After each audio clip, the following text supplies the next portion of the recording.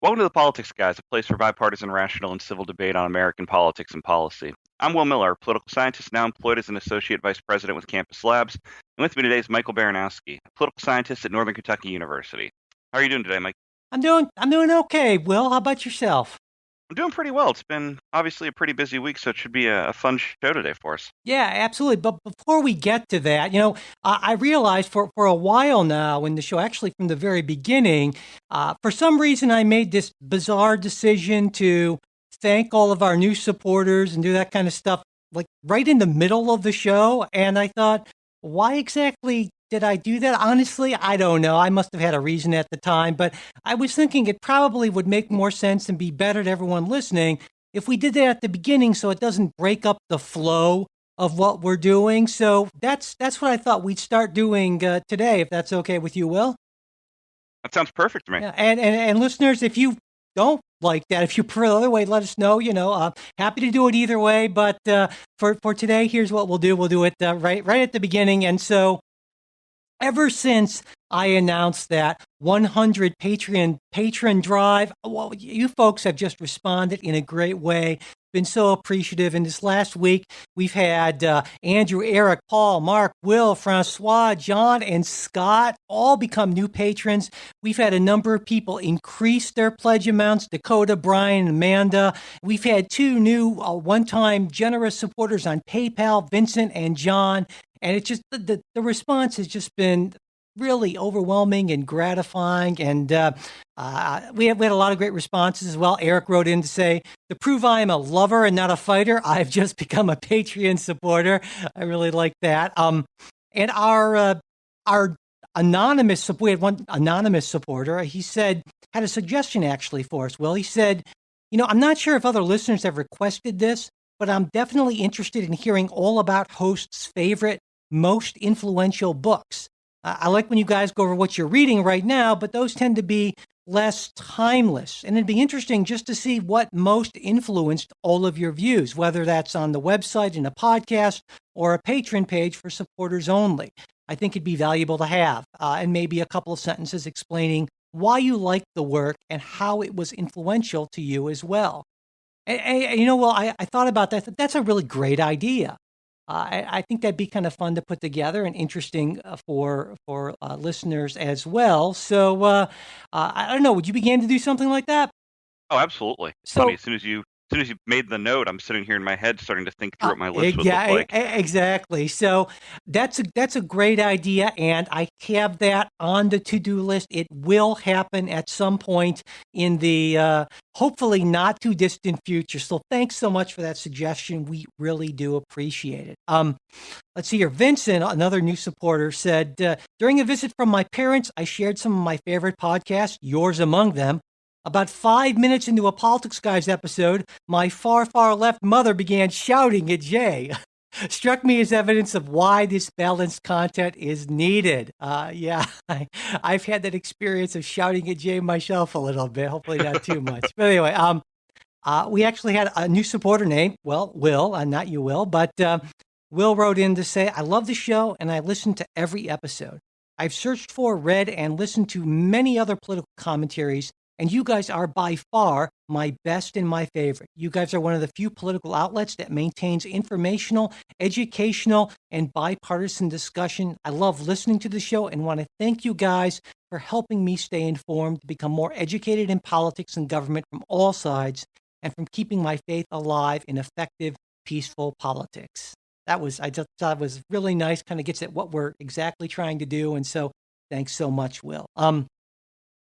And, I had that 100 Patreon supporter thing, and I said that once we get to 100 Patreon supporters, I promise to format, upload, and release my 12-part series on the basics of American government. And that includes an in-depth discussion of my book, Navigating the News. And I said I'd also throw in the accompanying PowerPoint slides. Basically, it's kind of like having the experience of taking my online American politics class without actually having to pay all the, per hour credit fees for that. And Scott, who's been one of our longtime listeners and supporters, Scott and I disagree on almost everything, and we've butted heads, but we were at 99 yesterday, and Scott got us over the top to 100. And he wrote in, I think all news should have multiple commentators that have a counterpoint. It keeps out the hyperbole, and if the speaker knows they will immediately get called out, it may tone down the rhetoric. I think your formatting is the wave of the future. I like that. We're the wave of the future. I like that. Yeah, buy That's into good. that. So, and certainly Scott has done his best to keep me honest on that, and many other things as well. So, thank you very much, Scott. We really do appreciate it. And finally, Francois accompanied his pledge of support with actually a critique of the show that I thought was worth bringing up. He said, many times over the past 2 years, I thought about deleting your podcast from my subscription list. Today, I chose to support it on Patreon. I've been a free rider long enough. In all honesty, Jay is the reason I didn't commit much earlier. As one of your listeners once pointed out, Jay never surprises because Jay never strays from his orthodoxy. And when it leads him into ethically challenged realms, Jay waddles clumsily and drifts reluctantly toward noble ends justifying execrable means. Is Jay far right? Of course not. But he'll sure cut them slack by downplaying the far right's degrading behavior and focusing on second-order points of trivia, sometimes making pertinent remarks along the way, sometimes not. How many times have we heard, well, that's Trump being Trump, usually followed by an embarrassed chuckle and a disingenuous segue? Mike, aren't you all undermining fair civil discourse when courteous disagreement upstages robust pushback? A question I'm sure many listeners have. Politically yours, Francois. And of course, a number of listeners have suggested that, and I certainly, when I feel that Jay or anyone, it could be Will, it could be Jay, is being disingenuous or missing something, I try to push back, and certainly we appreciate listeners who push back. It's great to get comments saying, you guys are awesome, I love it, but it's also really important for when you think any of us, and I've been called on this, for various reasons too, that we're not making a clear enough point or we're kind of ignoring certain realities. We love to hear from you on that because we're always trying to be rational, civil, fact-based, all that sort of thing. So thank you for those comments. Really appreciate it. And as I said, we're at that 100 patron goal. And what that means, it means a couple of things. Again, it means that I will be releasing that 12-part series on Patreon to all supporters. It also means that, I did something questionable, maybe. I don't know. I guess you'd call it questionable. Yesterday afternoon on the Facebook group, we were at 98. I said, if we get to 100, I am going to, before we do the show, I will personally compose and sing a special tribute song to our Patreon supporters and do it at the end of the bonus show. And that should be really interesting. I have a song in mind. I'm getting it all put together and so forth. So you will get to hear the song stylings of Michael Baranowski. I don't know if that's exactly an incentive or a disincentive, but there you go. Well, I'm ready. I can tell you that. So patrons, and if you want to hear that, you can just sign up at politicsguys.com/support. And also, so what that also means though is now we're out of goals. We need a new goal, and I've got one. Will, here's our next goal. Right now, we're at a little over $500 a month in support, and that's awesome. When we get to 575, why 575? I don't know. I just picked it out of thin air. It's a roundish number. But when we get to that point, all of our supporters will get access to detailed show notes that we'll put together that will allow you to see exactly where every segment starts and stops. So you can find things, skip things. Let's say you say, I hate this beginning thing. Geez, can you just get to the news? You'll be able to get there. Or if you want to go from one story to the next, any of that stuff, that's what we're going to provide to you. All right. So I think that pretty much wraps up all of the housekeeping type stuff. And again, if you want to, make a pledge of support, politicsguys.com/support, or you could just go to our Patreon page, patreon.com/politicsguys page. And if you have any thoughts on this, you can reach us at mail@politicsguys.com. Okay, with that out of the way, I think we're ready to get started with the news, Will. Sounds good. And I think before we get into some of the more controversial stories where you and I might have some different views, we need to start this show obviously on something that I think we're going to have some pretty strong agreement on, and that's the passing of President George H.W. Bush that was announced last evening. And obviously for me on the right, George H.W. Bush is absolutely a leader that that I'll miss. I mean, when we look at what's happening in the country today and we think back on Bush delivering the points of light speech or talking about fulfillment from serving your country, absolutely a career bureaucrat who ultimately finds the highest political office in the land and does his best over his 4 years to make that work, but also never really seemed like a guy who wanted to get embroiled in the truly political side of things and seemed to take every decision he made to heart with a lot of thought and a lot of consideration going into it. Yeah, absolutely. I couldn't agree more. When I think of George H.W. Bush, I think of that he was sort of a patrician in a way, and that has kind of a negative connotation for a lot of folks. But I mean it in the highest sense of the word, and not only that, but that he had a certain humility about him. There was a phrase, and I'm old enough to remember this, where he was made fun of by I think it was Dana Carvey on Saturday Night Live for his oftentimes saying something wouldn't be prudent. And that just seems, that word prudent, it seems like such an old-fashioned sort of word, not of our times. But to me, that kind of exemplifies George H.W. Bush. He was in a way, he was sort of a gentleman, not really made, I would argue, for the modern political era. I think he would have fit in better with like 19th century presidents in many ways, and after his death was announced, there was this text of the letter that he sent to Bill Clinton when Clinton became president, and I think it's worth reading. It's short, so I'm going to do that if that's okay. Yeah, absolutely. He wrote, "Dear Bill, when I walked into this office just now, I felt the same sense of wonder and respect that I felt 4 years ago. I know you will feel that too. I wish you great happiness here. I never felt the loneliness some presidents have described. There will be very tough times made even more difficult by criticism you may not think is fair. I'm not a very good one to give advice, but just don't let the critics discourage you or push you off course. You will be our president when you read this note. I wish you well. I wish your family well. Your success now is our country's success. I am rooting hard for you. Good luck, George." And just what a nice sort of classy type of thing to do and say. And again, I have a great deal of respect for George H.W. Bush, and I sort of miss that type of person in American politics that we just don't really see much of anymore. Completely agree. And again, I mean, you mentioned the Dana Carvey impressions, and it's funny because two of the things I always think about when I think about Bush, number one is his pronouncement that as president of the United States, he no longer has to eat broccoli. Yeah. And then also the mishap with the grocery store scanner, where he's sitting there and just looks very out of touch, but very genuine at the same time. And again, he gets a lot of negative attention for that without the full story, which is, atypical of what we see in the news a lot today. And, nobody talking about the fact that that was a brand new device and nobody had ever used it. But Bush gets shown as this out of touch person. But It's just, again, as you pointed out, it's just so genuine. And I agree completely, Mike. I mean, I feel like, again, the 19th century for sure, but I mean, even 50 or 60 years prior, I think the Bush type of approach to the presidency just fits better. I feel like the times were moving, and Bush was kind of a last hold on there, and it showed. But again, I mean, what he was able to accomplish and do definitely gets, I think, at the spirit of the civil-mindedness that a lot of people are calling for today. Absolutely. And I feel I would be remiss before we moved on if I didn't say, we talk a lot about President Trump's inflammatory comments and tweets, and he's in a way, I think, sort of the anti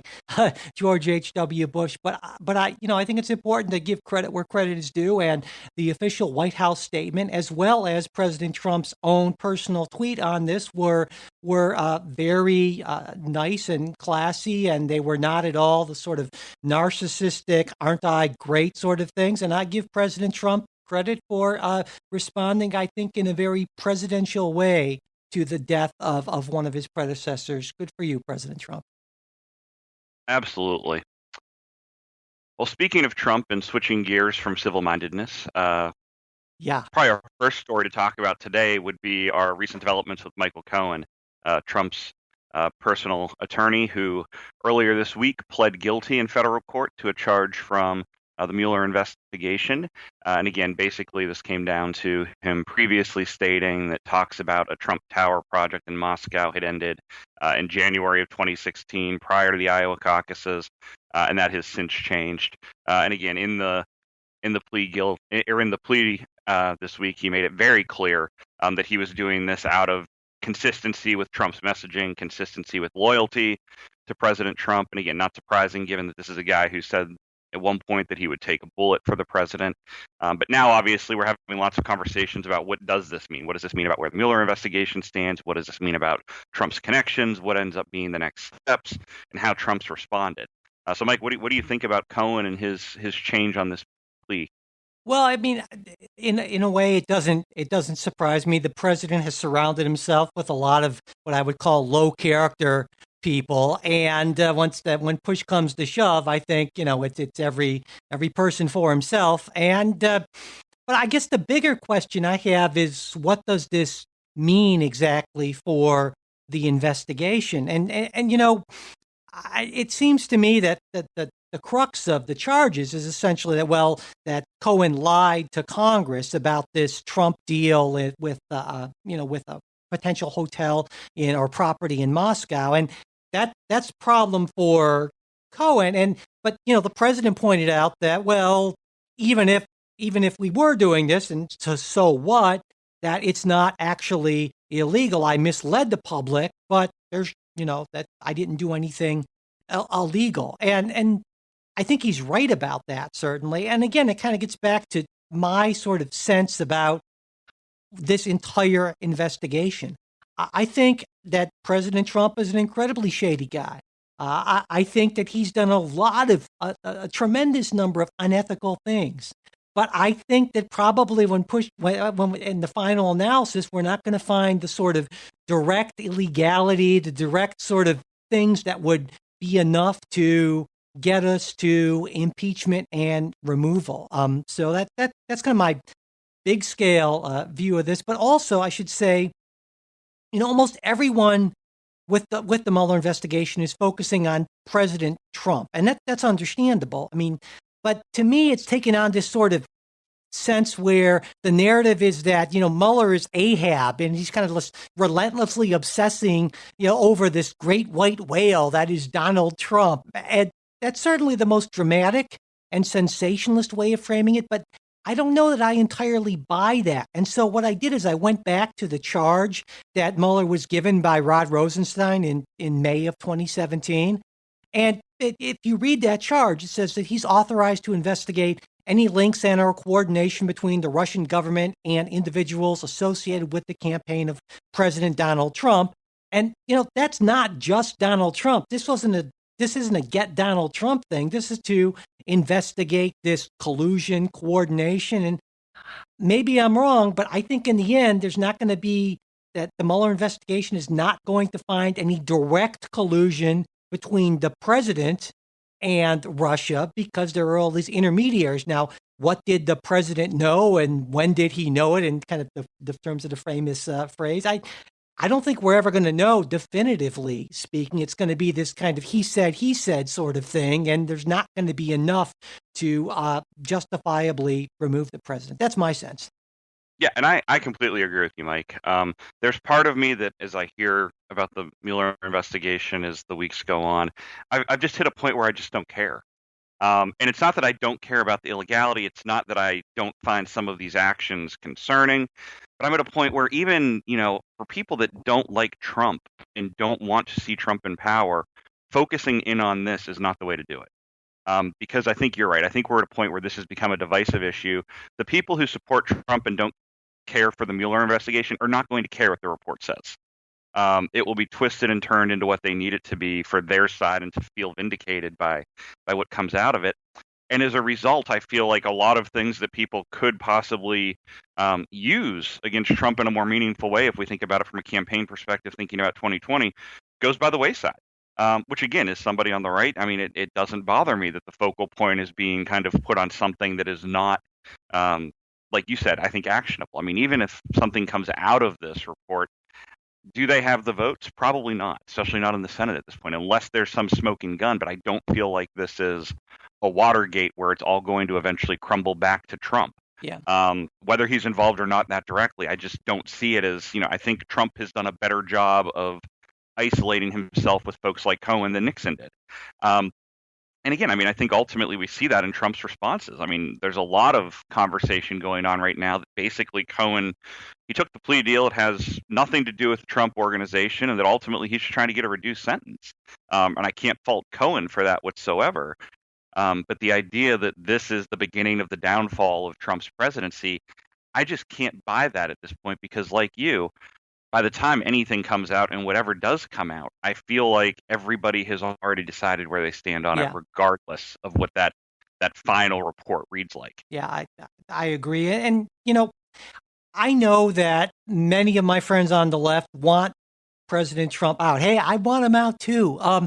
And one of the things that's most concerning to me about President Trump, it's not his policy. Now, a lot of his policies I absolutely hate, don't get me wrong. But what really concerns me most fundamentally about Donald Trump is what he is doing how he is encouraging lack of respect and lack of trust in our institutions. And that to me is the long-term damage of Donald Trump.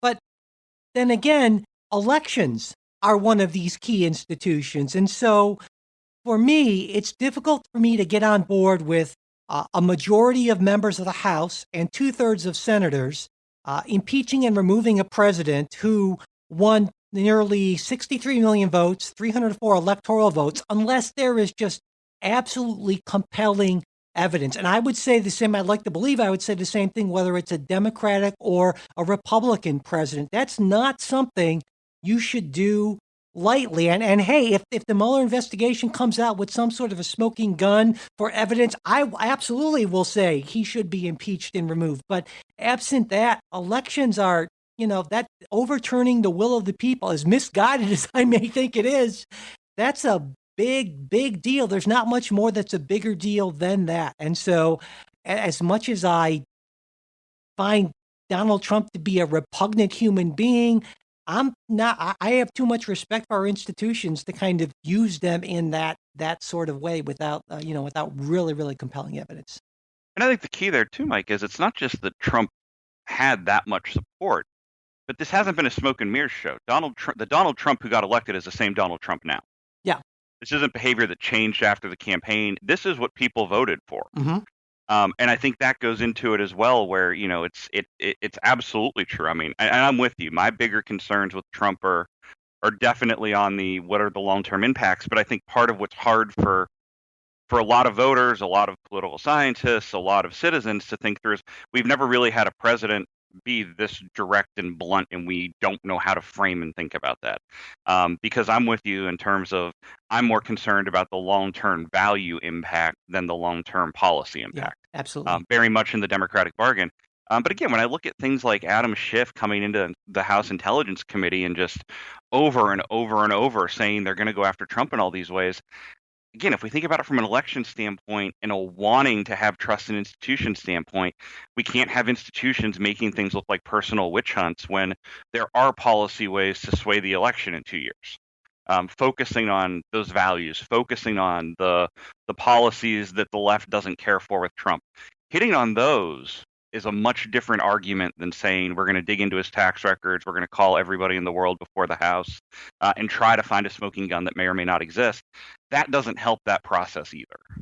Well, I guess that's a point where you and I might differ a little bit. I want to see the Democrats aggressively go after, look into the president, because I feel that the Republican House has been incredibly negligent in its duty to do that. And so I want to see the Democrats dig hard and dig deep. And if there is compelling evidence, I want to see that come to the fore so the people can make an informed decision. And I think there's a lot of stuff out there that should come to light. I want to see his taxes put out there, and I want to see a lot of stuff come out there. And so I'm perfectly okay with that.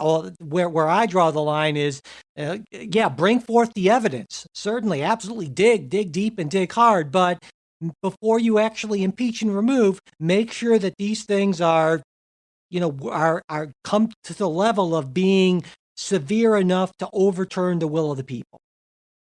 No, and that does make sense. And again, I'm not opposed to the transparency element here at all. I just think there is another side to it in terms of the impact that could have that the left isn't always thinking of. Sure. In the sense of this will rally some on the right around Trump, who will see him as being attacked at this point. And there's just, again, it's the question of, do you go for the transparency side and do you do that very thorough investigation, or do you back off of some of that language in hopes of not having the right rally around him in the same way and being able to do the more policy play for 2020. And again, there's going to be a mix there in some way, shape, or form. Because again, I'm not opposed to the investigation. It's just, again, recognizing the second half of this. Yeah, absolutely. Well, perfect. So now that we're talking about Congress a little bit here, I think another thing, obviously, from this week was the Mississippi Senate runoff. Which was held on Tuesday.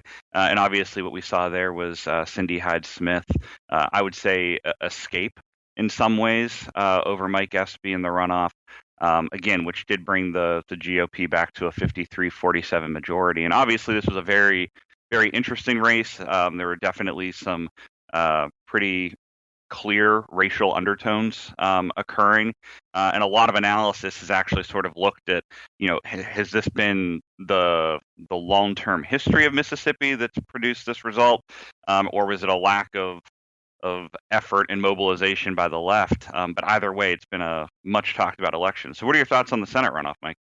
I honestly, it's not that big of a deal to me. You look at the final result. I mean, it's not like this was actually close. And it was, I think was an 8-point margin. Now, it was 54 to 46%, I believe. Now, that's closer than typically these races are in Mississippi. I mean, Trump carried the state by 18 points in 2016. Democrats haven't won in the Senate race there since 1982. And let's see, Cochran won by like 19 points the last time he ran. Wicker, who ran in 2018 here, won by 19%. So, I guess it's progress of a sort, but I don't actually see this. It's not like Mississippi is turning blue or even, bluish in any real way. So it's something to focus on, I guess. The media wanted it, and that remark was, I think, kind of a ill-conceived, at best, reprehensible, I would argue, remark. But I don't know how much it moved things. Maybe a little bit, but I think the prospects for Democrats in Mississippi are not all that great. No, and I agree. And I think that is one of the takeaways here is that obviously, there's no shade of purple whatsoever in Mississippi. Ultimately, you're looking at a race where Hyde-Smith at different point obviously talked about public hangings, talked about voter suppression. Donald Trump's there talking about how does this guy on the left even fit into your state? And even with him running as a fairly moderate Democrat, depending on the race, a lot of what Espy was talking about could almost be considered a little bit leaning to the right, and still could only close that gap so far. This is a race that I think the media jumped into hoping to make a big story out of this and thinking it was going to be a lot closer than it ultimately was. But for Mississippi in general, I think it's an interesting time. When you look at the state that, in a 6-year span lost close to 40,000 people, which makes it by far the fastest population decline that we're seeing in the country today, and how this represents that and what it means for their futures also, I think, obviously something that could come away from this. Yeah.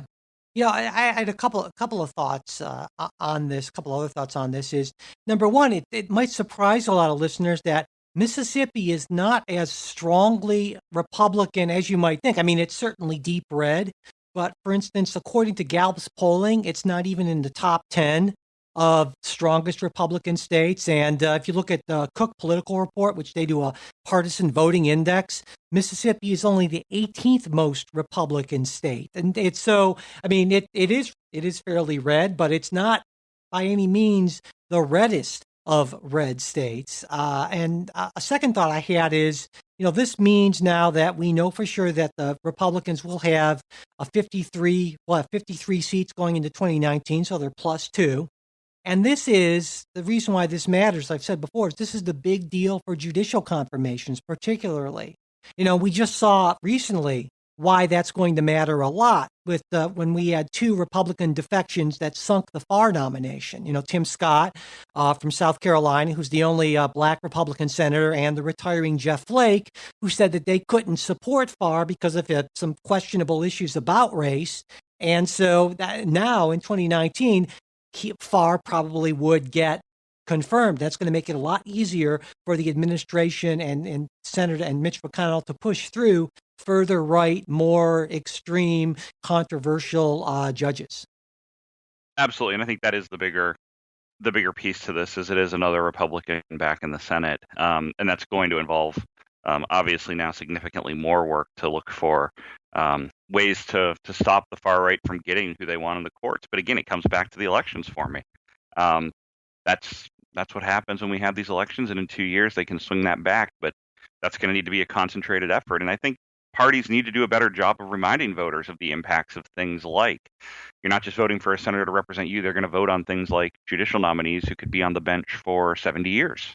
You just don't know. So just remembering that there's more impact than just who's going to best represent my local interests at this point. Absolutely.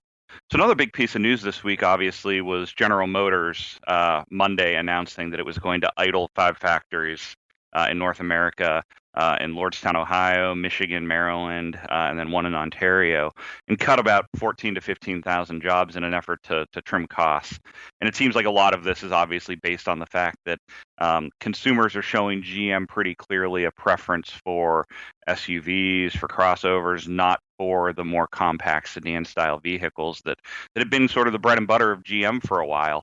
And obviously, this announcement has caused an uproar for a lot of people, a lot of workers, for President Trump, for American taxpayers who remember that it was only a decade ago that we saved General Motors in general. And for me, I mean, it's a fairly personal issue too. I grew up about 10 minutes from Lordstown, and know that is sort of the heart and soul of the Mahoning Valley and the union worker. But again, I'm also not particularly surprised. There's always been the question of, the unions and, how do we justify paying somebody hourly what we pay when it can be made elsewhere for lower wages. And now we're seeing some of that discussion come to fruition. So, Mike, what's your take on GM and their decision on Monday? Well, first, I want to mention a Donald Trump quote from October 2016. If I'm elected, you won't lose one plant. You'll have plants coming into this country. You're going to have jobs again. You won't lose one plant. I promise you that. Whoops. Once again, Donald Trump making exaggerated promises that he could not possibly keep.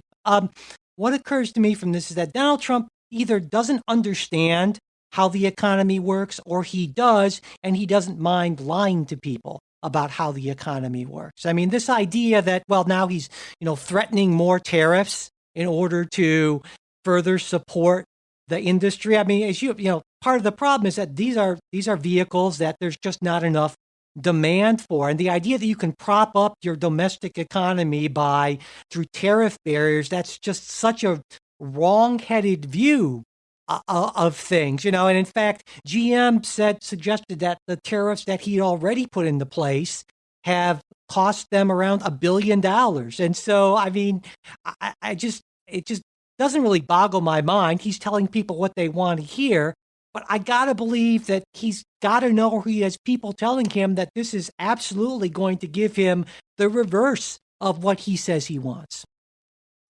Yeah, and again, I mean, I think this has to be raising questions for Trump, and I'm sure those conversations with GM have been angry, to say the least. And it's funny, I mean, you mentioned the Trump quote about losing plants. Let's go even more detailed. In 2017, he was in Youngstown, Ohio, right next to Lordstown, and told people, don't move, don't sell your house, more jobs are coming. And instead, they lose 2 shifts, and now they're going to have the plant at least idled temporarily. Obviously, this isn't GM saying they're closing these plants with certainty, but they're also not getting any new product to create, which means we're in a very strange status. And I think it's also interesting with these to look at the local political responses, because it's not just the GM workers. I mean, if you think about the Lordstown example, It's not just Lordstown, it's the truck drivers that brings parts to Lordstown. It's the local community, it's local restaurants, it's shift work. I mean, to some extent, there's an Ohio Turnpike toll booth right next to Lordstown. It will not be nearly as busy. There will probably be jobs lost there. But I look at the response from Trump, and I also look at the response from folks like Tim Ryan. And Tim Ryan, Lordstown is in his district. And to be honest, I mean, Tim Ryan has tried to make guarantees or get guarantees from GM related to Lordstown for a while, but I don't think it's been a focal point for him either on the left, which has kind of left workers wondering, who's really supporting us before these types of announcements come down on us. Right.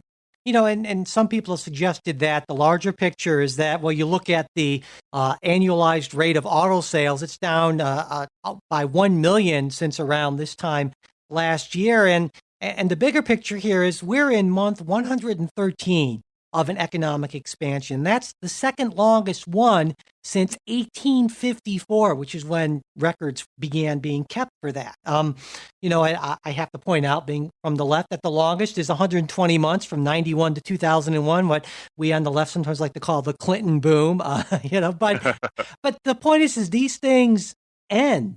It's unusual, highly unusual to have an economic expansion that's this long. And there's a very strong likelihood that this expansion is going to come to an end under Donald Trump's presidency. And that gets to a point that I've tried to hit time and time again is the government is hugely important, sure, but it doesn't have nearly the impact on overall economic growth that a lot of people want to attribute to it. Presidents aren't nearly as responsible, whether the economy is good or bad, as they would, like you to believe. Certainly, there are larger forces that are at work here, and that's maybe a scary thing. We'd like to believe that we can turn a switch and do this or that and have that sort of control, but that's simply not as much the case as we'd like it to be. No, I mean, this is steering the Titanic. I mean, this is not going to be a quick turn or a quick place. It's just, for me, again, when you mention GM and you mention the shifting priorities of consumers, I mean, I can't fault GM for saying things like the Chevy Cruze, the Chevy Volt, the Impala just aren't selling, so we don't need to make them. We don't need to flood the market with cars that people aren't going to buy. There's no good from that either. But I think it's also time for, and again, I'll use Lordstown as an example, for the unions to look at themselves and figure out, if GM is expanding production in China and Mexico, why is that, and what can we do to be competitive? And if that means that our line workers can't make $60 an hour and get double time when they're working overtime, that's something we have to face, because the idea of getting $20 an hour to work the line is probably a lot more palatable today to Lordstown workers than the idea of not having a job. And it's, I think we need to face that fact, because from a GM perspective, again, if costs are going up, if there's also the interest rates increasing, if we have all of these things that are going to make it difficult to buy cars, and we need to change the model, the cost savings has to come somewhere while they rebrand and regenerate, which it seems like their long-term plan is. But obviously, for the time being, that's going to cause a lot of problems for American workers, especially, but also, as we've seen, for politicians that have banked a lot on those jobs and that backing. The interesting part for me on Trump's going to be, obviously, he had done better thinking about Lordstown in Mahoning and Trumbull County than any Republican had in a long time. And we saw that carry over to the Ohio statewide elections this year as well, with Mike DeWine in the governorship. But there is something to be said for the fact that a lot of these workers, respect is not the right word, a lot of these workers like the outward anger that Donald Trump shows. And I think there's going to be some support for Trump because of the anger he's going to show towards GM for making this decision, even if he is ultimately partially or more than partially responsible for GM making this choice at the same time. And that's going to be interesting to see how it works out, and how Democrats and Republicans both reach out to these workers and the messaging they use to try to help them get back on their feet. Yeah, absolutely. I guess one issue that I take is that, the response is often, well, the problem is the unions and these folks want too much money and benefits and they're unrealistic. And I'm not saying there's not something to be said for that, but I think all too often when you take a look at a lot of these companies, as corporate profits are incredibly healthy, they're doing great, and none of that is trickling down. And so it's well, we can't afford this. And I oftentimes find that to be a questionable argument. You lay off a bunch of workers, all of a sudden your stock price goes off. And it's because I think fundamentally that these, the corporate executives, they're not accountable to the workers. They're accountable to the shareholders. And that's I mean, I'm not exactly anti-capitalism, but modern capitalism I have some real problems with. And the destruction of unions, I think, has been a tragedy in this country for a lot of reasons. And I think blaming the unions is, it's certainly something that we hear a lot from the right, but I think it's a little more complex than that. And I agree. I don't think it's just the unions, but my concern is there are some on the left where the unions are the third rail. We can't touch the unions. The unions don't have to do anything. The unions are in this equation in some way, shape, or form. And I think it's important that we at least consider them as one of the variables as we kind of figure out ways that we can prevent factories like this from closing in the future, because they definitely play a role. I mean, these workers, in a lot of ways, as you pointed out, Mike, need some protections to make sure that it's not all going to the top. But again, it's the question of where do they fit into the bigger picture. And also, I think from some on the unions, it's been a lack of willingness to even entertain the thought that there is some element of, and again, I don't want to use blame, but there is some element that they have contributed to these decisions that just needs to be considered and looked at. Yeah, but I guess I would respond by saying that if you take a look at agreements that unions have made over time, that they've become less and less generous. So I think that that's actually been happening in a lot of industries. Now, I think the bigger picture here is that given this globalized economy, it's inevitable that manufacturing moves to lower cost places, and that means that the sort of manufacturing jobs with great pay and great benefits are inevitably going to take a hit. And what the answer to that is, it's not simple, but I would argue that we don't put nearly enough resources into retraining, into supporting people who are displaced by this. And so we talk a good game and we'll get mad at GM or something like that, but in it, they can't ultimately be blamed. They're playing the same game that companies around the world are. That's how capitalism works. And if we want to really help the people who are displaced by that, we have to put a lot more into giving people the tools to find good, rewarding, well-paying jobs in this new economy. And I don't think we're coming close to doing that. I completely agree with that in terms of for the workers that are impacted by this, and especially for the workers in the GM scenario that, hasn't got a lot of attention. But I mean, there were buyout offers made. There were relocation offers made to folks in Lordstown over the last 6, 7, 8 months. I have friends that took the relocation offers. But definitely in terms of the retraining and making sure that we realize that if this type of manufacturing work is not going to be available in places like Youngstown, Ohio, or in Detroit, and new types of technology are going to come in, which again, that's what Tim Ryan's talking about. He's talking about Youngstown being this good tech hub, and there's a great innovation lab. There's a great business incubator. There's industries moving to areas like that, but we have to do something to have the GM workers capable of going to work there. And that's definitely a responsibility that falls, I think, on GM. It falls on taxpayers. It falls on all of us to make sure they stay employed. Because from my end, too, I mean, when we look at this, we're talking, 14, 15,000 workers potentially across the board.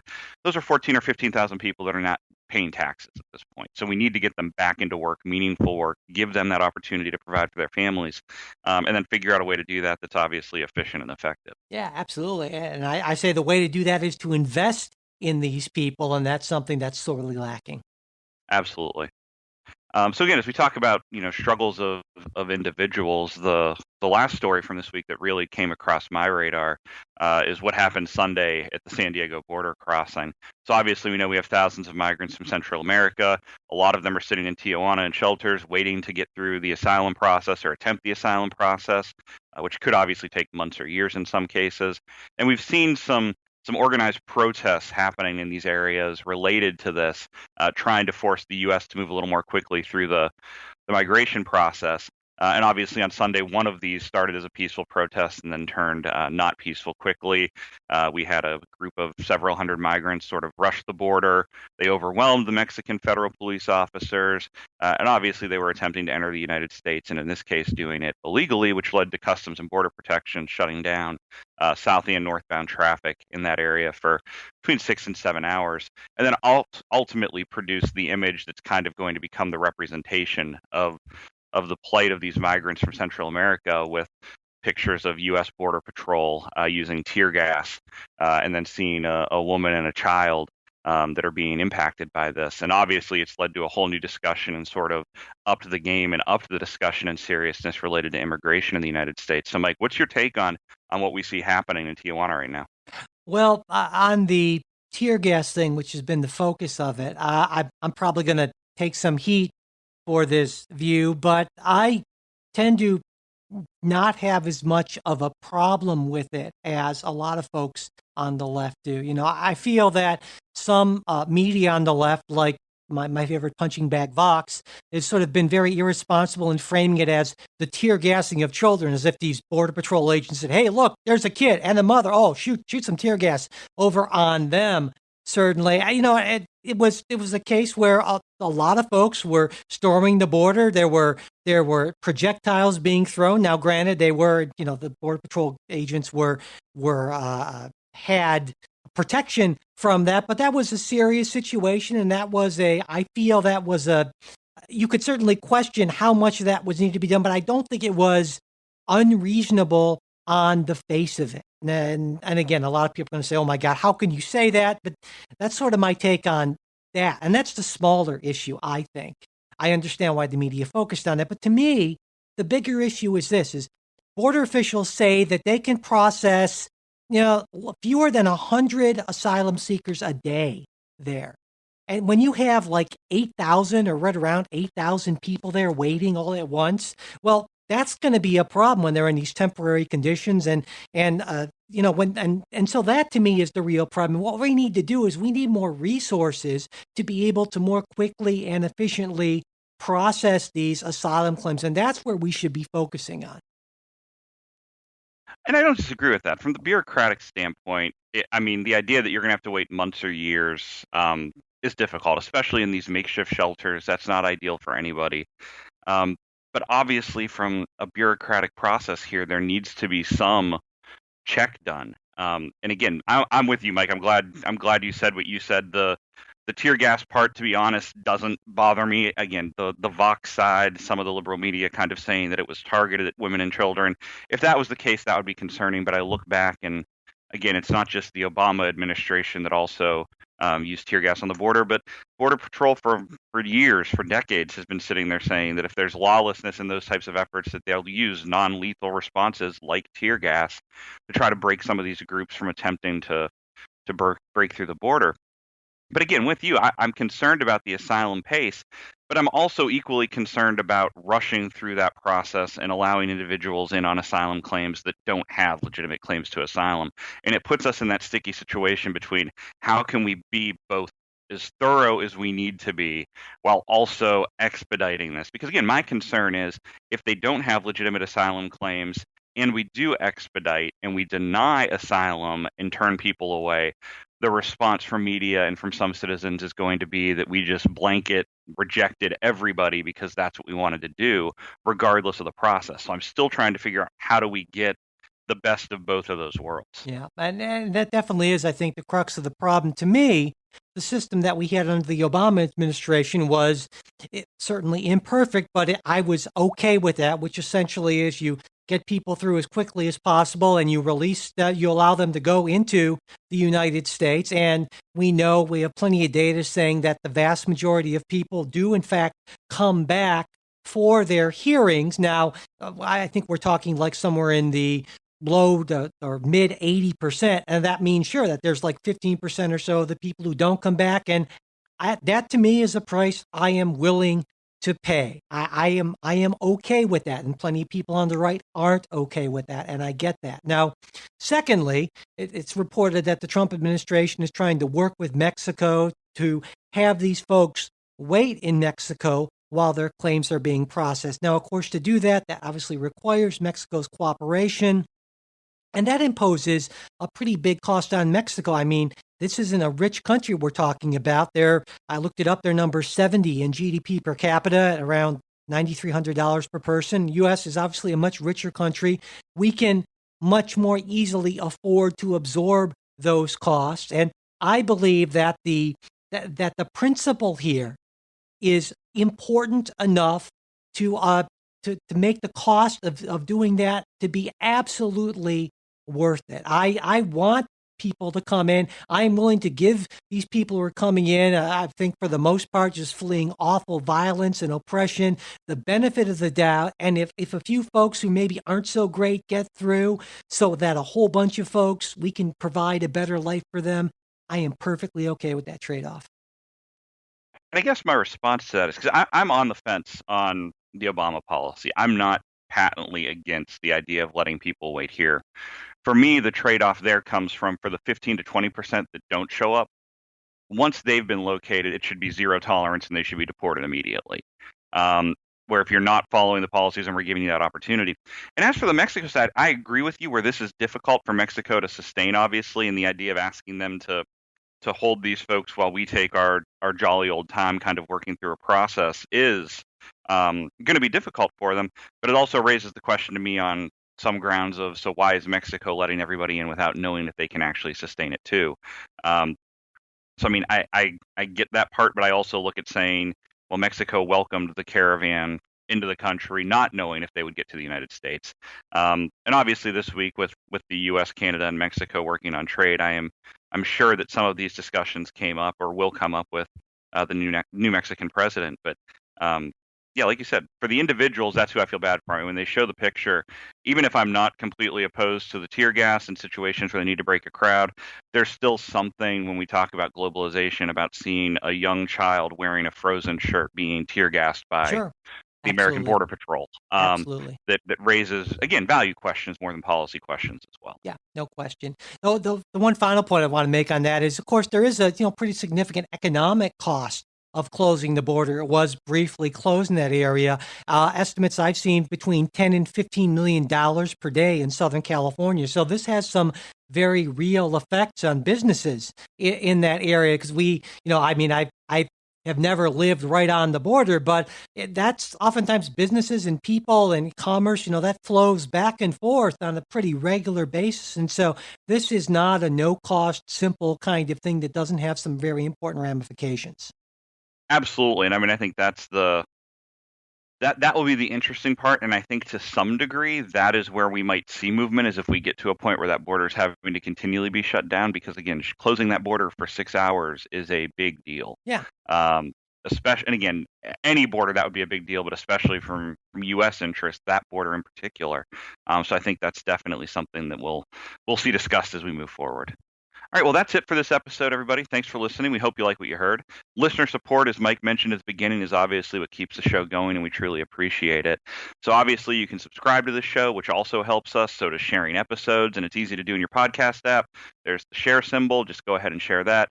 Word of mouth is our best advertising, so we'd appreciate you sharing with your family and friends. As Mike shared, we obviously have some listeners who are doing that on the regular with us, and I hope that nobody's mothers are yelling at me right now as I'm sitting here speaking. If you've got questions, comments, corrections, or just thoughts you want to share, you can reach us at mail@politicsguys.com, or you can head to our Facebook page, facebook.com/politicsguys page, or on Twitter @politicsguys. The executive producers of the Politics Guys are Michael Baranowski, Jay Carson, Trey Orndorff, Bruce Johnson, and Will Miller. This show is produced by Michael Baranowski and Will Miller. We'll be back with a new show next week. We hope you'll join us then.